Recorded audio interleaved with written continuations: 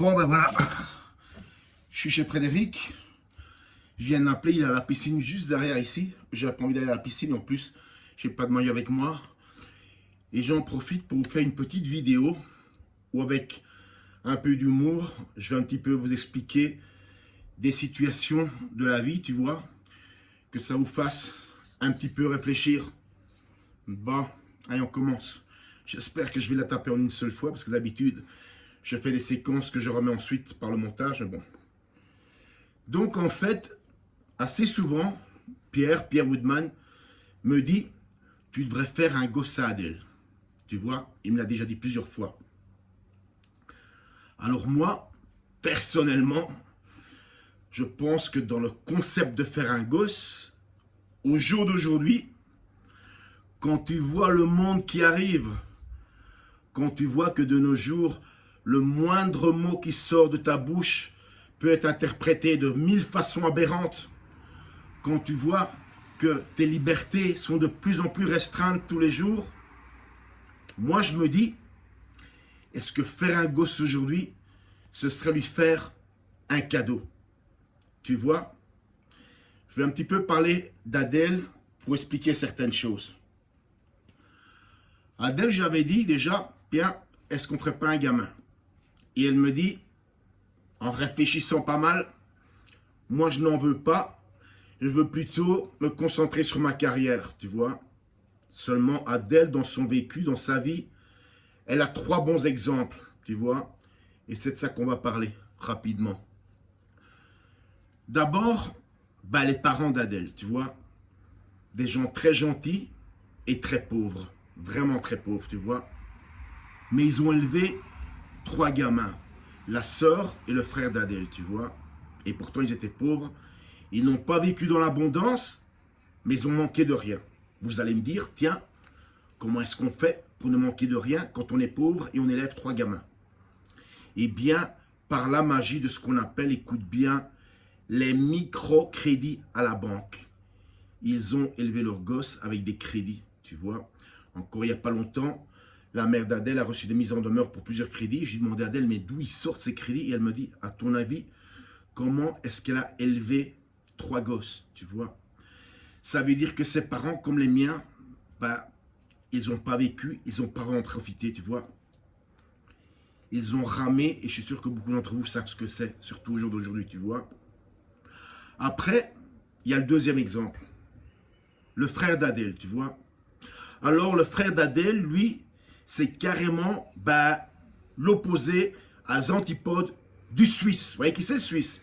Celui qui fout rien de sa vie, qui glande, tu vois, qui se complaît dans l'assistanat parce que monsieur pense qu'il est super diplômé et qu'il ne trouve pas un boulot à sa juste valeur, tu vois. Lui, c'est un bosseur, un bosseur, un bosseur, un bosseur, un bosseur, un bosseur. Oui, excusez-moi, j'ai besoin de 8 minutes pour monétiser. Donc, je disais donc un bosseur, il travaille comme chef dans une cuisine, en plus, dans un restaurant très cher de Youla. Et quand je dis ça, c'est parce que je pige pas le salaire de misère qu'il reçoit. Il compte pas ses heures, tu vois. Et quand l'été arrive, et que pendant ces jours de congé, il pourra un petit peu en profiter, lui non. Il est à la ferme, et il gère, tenez-vous bien, 46 ruches d'abeilles à miel, tu vois.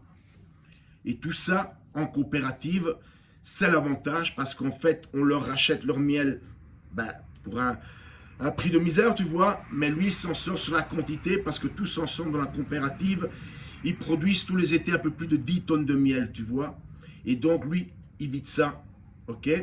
Mais bon, entre-temps, son frère, il a accepté ces fameux subsides de l'État hongrois qui donnent à des jeunes, des couples, avec l'obligation, sur un laps de temps, je ne sais plus lequel, de faire je ne sais plus combien de gosses, tu vois. Dont lui et sa femme, ils s'y sont mis, ils ont déjà 2 gosses. Ça veut dire que le budget qu'ils avaient avant pour vivre à 2, ils sont maintenant à 4. Tu vois? Maintenant, si je vous montre le frère d'Adèle et vous le regardez et je vous dis son âge, vous allez me dire, il y a un truc qui tourne pas rond.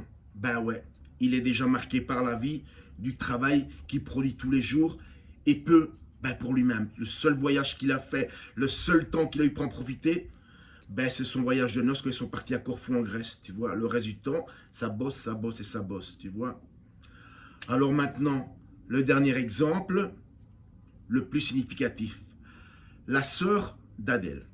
Elle s'est mariée avec un chauffeur poids lourd international, tu vois, qui est obèse de chez obèse et qui s'est empressé de lui foutre 2 gosses pour la tenir à la maison, tu vois.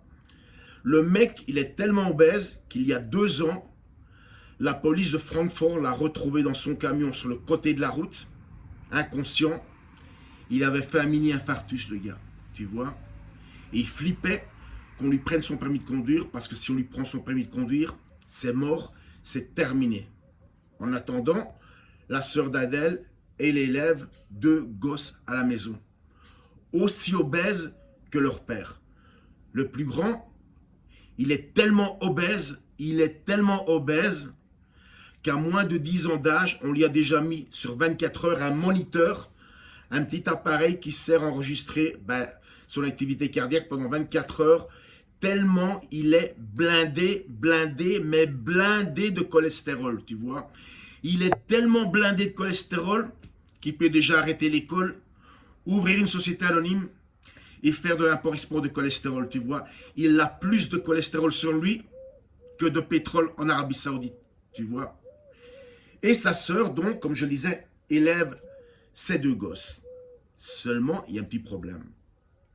C'est que sa sœur, elle a à peu près, je dis bien à peu près, le même âge mental que ses gosses, tu vois. Donc, quand ses gosses, ils font une connerie, elle les engueule pas. Parce qu'elle trouve ça marrant, tu vois ce que je veux dire. Ils sont élevés vraiment élevage de champions avec pédigré, pure race, obèse, tu vois. Tous les 2. Ils sont élevés, tiens-toi bien, à peu près, aux pâtes jambon, aux chips et bonbons en tout genre, tu vois. Et ça, c'est l'exemple qu'Adèle, elle a, tu vois. Alors, faire des gosses dans un pays comme la Hongrie, où déjà, les mêmes Hongrois disent, nous sommes nés au mauvais endroit. C'est une chose que j'ai entendue beaucoup de fois quand on parle de la situation ici. Nous sommes nés au mauvais endroit. Quoique maintenant, quand les Hongrois voient la situation en France, en Belgique, en Allemagne et partout en Europe chez vous, ils se disent finalement, on est quand même pas mal. Merci Viktor Orban. Mais attention, ne vous voilez pas la face, parce que Viktor Orban, c'est avant tout un système mafieux. Lui et ses potes et son beau-fils. C'est 10 millions par-ci, 10 millions par-là. 10 millions par-ci, 10 millions par-là de corruption et de détournement. Tu vois, je me dis des fois que Viktor Orban, il a plus d'argent que la Banque nationale hongroise, tu vois. Maintenant, vous viendrez me dire, ouais Albert, mais quand même, l'optimisme dans tout ça et la positive attitude. Moi, je veux bien, mais maintenant, écoute-moi bien. Même si c'est un peu un exemple extrême, c'est la réalité, d'accord? T'as beau être positif, t'as beau avoir la positive attitude, mais quand ton gamin, ta fille ou ton fils se retrouveront dans la rue face à un migrant illégal avec obligation de quitter le territoire et qui a décidé de violer ou tuer ta fille ou ta fille, ton optimisme, il ne va pas beaucoup t'aider. Tu vois ce que je veux dire? Avec un gouvernement qui fait rien pour et qui laisse faire laxiste. Tu vois ce que je veux dire? Bon, là-dessus, je vous laisse réfléchir là-dessus.